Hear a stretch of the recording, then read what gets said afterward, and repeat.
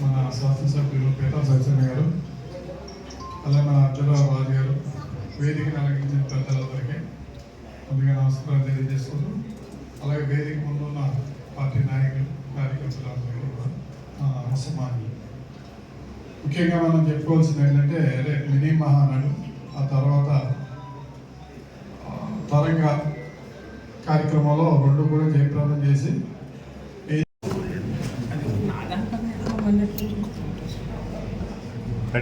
2024 ఎన్నికల యొక్క ప్రక్రియలో ఎన్డీఏ కూటమికి సంబంధించిన అభ్యర్థులు 93% అభ్యర్థుల్ని గెలిపించడం, తద్వారా కూటమి ప్రభుత్వం ఇటు రాష్ట్రంలోనూ దేశంలో కూడా ఏర్పడిన తర్వాత ఈనాడు ఆంధ్రప్రదేశ్ యొక్క ఆర్థిక పరిస్థితుల్లో భారతీయ జనతా పార్టీ కూటమి ప్రభుత్వంలో రాష్ట్రానికి సహకరిస్తున్న సందర్భంగా మొట్టమొదటిగా ప్రధాని మోడీ గారికి హృదయపూర్వకంగా అభినందనలు, ధన్యవాదాలు అర్పించుకుంటా ఉన్నాం. అదే కార్యక్రమంలో రాష్ట్రంలో ప్రధానమైన తెలుగుదేశం పార్టీ, జనసేన, భారతీయ జనతా పార్టీ కూటమి ద్వారా ఈ రాష్ట్రంలో కూడా సమన్వయం చేసుకుని ఎన్ని ఆర్థిక ఇబ్బందులున్నా ముఖ్యమంత్రి గారి చంద్రబాబు నాయుడు గారి ఆలోచనతో సహకరిస్తున్న పవన్ కళ్యాణ్ కూడా ప్రత్యేకమైన అభినందనలు, అలాగే భారతీయ జనతా పార్టీ సంబంధించిన వారికి కూడా అభినందనలు కూడా తెలియపరుచుకుంటాము. ఈనాడు ఎవరు రాజకీయ పార్టీలు కూటమి ప్రభుత్వంలో ఉన్నప్పుడు కూడా భారతీయ జనతా పార్టీ యొక్క బలాన్ని భారతీయ జనతా పార్టీ, జనసేన పార్టీ, పవన్ కళ్యాణ్ గారి పార్టీ జనసేన పార్టీ బలంగా ఉండడానికి, అలాగే తెలుగుదేశం పార్టీ బలోపేతంలో భాగంగానే ఈనాడు తెలుగుదేశం పార్టీ ప్రతి సంవత్సరం కూడా మహానాడు జరుపుకునే కార్యక్రమంలో ఈనాడు ఈ సంవత్సరం జరుగుతున్న మహానాడు కడపలో జరుగుతోంది. 27, 28, 29 కార్యక్రమాలు ప్రత్యేకంగా తెలుగుదేశం పార్టీ కార్యకర్తల, నాయకులు అందరూ కూడా దిగ్విజయం చేయమని హృదయపూర్వకంగా ప్రతి ఒక్కరు కూడా ఆహ్వానిస్తూ ఉన్నాం. ఈనాడు కొత్తగా తెలుగుదేశం పార్టీ కొన్ని నిర్ణయాలు చేసి కుటుంబ సాధికారిక కమిటీ అనే ఒక ప్రక్రియ ద్వారా ప్రతి 60 సభ్యులకి ఒక కన్వీనర్ను పెట్టుకుని ప్రతి కుటుంబాన్ని కూడా కార్యకర్త నిలబడాలి అనే ఆలోచనతో చేస్తున్న ప్రక్రియలో భాగంగానే ఈనాడు మహానాడు కార్యక్రమం జరగబోతోంది. దాన్ని పూర్తి చేసిన సందర్భంగా గ్రామ స్థాయి నాయకులు కానీ, మండల స్థాయి నాయకులు కానీ, నియోజకవర్గ నాయకులు కానీ మొట్టమొదటిగా తెలుగుదేశం పార్టీ తరఫున బ్యూరో సభ్యుడిగా అభినందిస్తున్నా. ఈనాడు ప్రత్యేకంగా చంద్రబాబు నాయుడు గారు,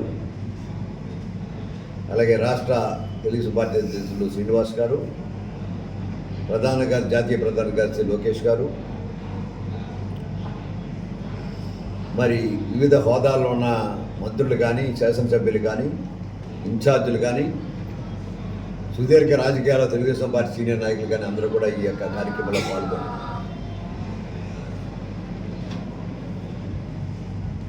తెలుగుదేశం పార్టీ ఈనాడు అయితే నందమూరి తారక రామారావు గారు ప్రారంభించారు. ఈనాడు కూడా తెలుగుదేశం పార్టీ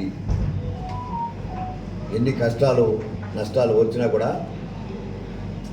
ప్రజలకు అండగా నిలబడి ప్రభుత్వాలను ఒకసారి పోయినా మళ్ళీ పునర్నిర్మాణం చేసుకుని జరుగుతున్న కార్యక్రమంలో ప్రధానంగా ప్రజాసేవకు అంకితం సందర్భంగా పునరంకితం చేయడానికి కొత్త కార్యవర్గాలను కూడా ఎన్నుకునే కార్యక్రమం ఈనాడు జరగబోతుంది ఈ మహానాడు ద్వారా అని చెప్పే మాటలు చెప్తూ ఒకటే చెప్తా ఉన్నాం. చాలామంది కక్షపూరితమైన ప్రభుత్వం, కూటమి ప్రభుత్వం నడుపుతోంది. జగన్మోహన్ వైఎస్ఆర్ పార్టీని టార్గెట్ చేసుకుని రాజకీయాలు చేస్తున్నారనే మాట ఈనాడు వైఎస్ఆర్ పార్టీ నాయకులు చేస్తున్న దాన్ని తీవ్రంగా ఖండిస్తున్నాం. కారణం ఏంటంటే జగన్ బ్రాండ్లు పెట్టుకుని బ్రాండ్లు పెట్టుకుని సారా వ్యాపారం చేసిన రోజే మీకు తెలుసు. మీరు చేస్తున్న డెబిట్ కార్డు లేదు, క్రెడిట్ కార్డు లేదు, బిల్లు లేదు, రసీదు లేదు. ఆ రోజే క్యాష్ ట్రాన్స్ఫర్ అయిందనే మాట బహిరంగ ప్రజలు ఒప్పుకున్నారు. ఈనాడు వాటర్ బాటిల్కి రేట్లు, ఆ రోజు వాటర్ బాటిల్ రేట్లు చూసినట్టయితే 300 రెట్లు తేడా ఉంది. మాట వాస్తవాన్ని ఒప్పుకోవాలి. ఆ డబ్బంతా ఎక్కడికి వెళ్ళింది అనే విచారణ జరుగుతుంది. ప్రజల డబ్బు ప్రభుత్వ ఖజానాకి వెళ్ళి ప్రజలకు ఉపయోగపడాలి తప్ప ఆ డబ్బు ఏ వ్యక్తుల ఖాతాకి వెళ్ళిందని ఒక కమిటీ ద్వారా జరుగుతున్న ఒక విచారణని సహకరించవలసిందిగా వైఎస్ఆర్ పార్టీ నాయకులు కోరుకుంటా ఉన్నాం.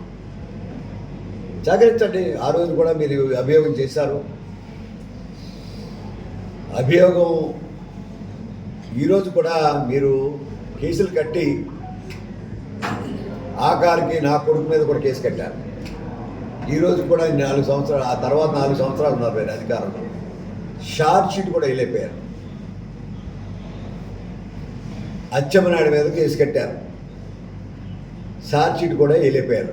అంటే మీకు షార్ట్ షీట్ వేయడానికి కూడా మెటీరియల్ లేని కేసులు మీరు కట్టారు. మా దగ్గర మెటీరియల్ తోటి కేసులు కట్టాలని ఆలోచన. మెటీరియల్ లేకుండా కేసులు కట్టాలి, షార్ట్ షీట్లు వేస్తాం.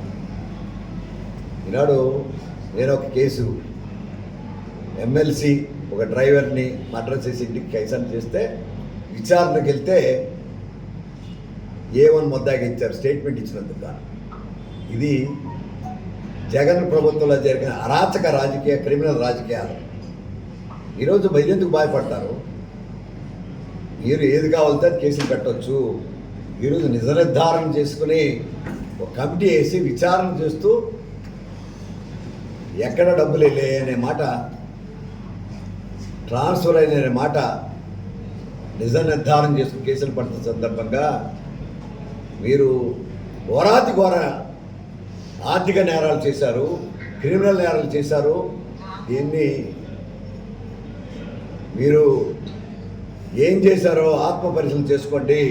ఈ ప్రభుత్వం న్యాయం చేయడానికి, ప్రజాప్రభుత్వాన్ని మరొకసారి ఇటువంటి దుర్మార్గులు ఈ రాష్ట్రంలో ఏలకూడదు. ఇవాళ రాష్ట్ర ఆర్థిక పరిస్థితి అధ్వాన్నంగా ఉండడానికి కారణం జగన్మోహన్ రెడ్డి ప్రభుత్వం అని చెప్పి బాధపడతా ఉన్నాం. ఈరోజు రాష్ట్రంలో రాజధాని లేని రాష్ట్రంగా చేశారు. ఆఖరికి పోలవరం ప్రాజెక్టు కూడా చేయలేని పరిస్థితి ఉన్నారు. ఈరోజు మేము చెప్తా ఉన్నాం 2027-28 లోపల పోలవరం ప్రాజెక్టు కంప్లీట్ చేస్తామనే మాట చెప్తా ఉన్నాం. రాజధాని నగరాన్ని 28 కల్లా ప్రధానమైన కూడల్ని ఇవాళ సచివాలయాలు కానీ, రహదారులు కానీ, ఆఖరికి హైకోర్టు నిర్మాణం, కొత్త నిర్మాణం కానీ చేసి తీరతామనే మాట ఈరోజు ఈ ప్రభుత్వం తరపున ధైర్యంగా చెప్పడానికి టెండర్స్ పిలిచామనే మాట చెప్తున్నాం. దీనికి ఆర్థిక సహాయం చేస్తున్న కేంద్ర ప్రభుత్వాన్ని మరొకసారి హృదయపూర్వకంగా రాష్ట్ర ప్రజల తరపున అభినందిస్తున్నా. మొన్న మోడీ గారు వచ్చారు. మోడీ గారు కూడా సహకరిస్తారనే మాట చెప్పారు, డబ్బులు ఇచ్చారు. ఈరోజు దాంట్లో చంద్రబాబు నాయుడు గారు ముఖ్యమంత్రి ఉన్నా కూడా, ఉప ముఖ్యమంత్రి పవన్ కళ్యాణ్ గారు కూడా ఎక్కడా కూడా తగ్గి ఎవరైతే ముఖ్యమంత్రి ఉన్నారో వారికి సహకరించే కార్యక్రమం చేస్తున్న సందర్భంగా ప్రత్యేకంగా పవన్ కళ్యాణ్ గారిని హృదయపూర్వకంగా అభినందిస్తున్నాం. ఈ రాష్ట్రంలో ఎవరైతే నాయకుడు ఉన్నారో, నాయకుడు వెనకాల పార్టీలు, ఈవేళ మోడీ గారు ప్రధానంగా ఉంటే తెలుగుదేశం పార్టీ, ఇటు జనసేన పార్టీ సహకరిస్తున్న విధానంగానే ఈ రాష్ట్రంలో కూడా ముఖ్యమంత్రి గారు చంద్రబాబు నాయుడు గారు ఉంటే సహకరిస్తున్న సందర్భంగా ప్రత్యేకంగా పవన్ కళ్యాణ్ గారిని హృదయపూర్వకంగా అభినందిస్తున్నాం. మరొకసారి తెలుగుదేశం పార్టీ కార్యకర్తలందరూ కూడా 27-28 మీటింగ్ని దిగ్విజయం చేయమని, ఈ రాష్ట్రంలో తెలుగుదేశం పార్టీ పునరంకితమైన సభ్యులకి తరలి రావాలని మరొకసారి కోరుకుంటూ సెలవు తీసుకుంటాం.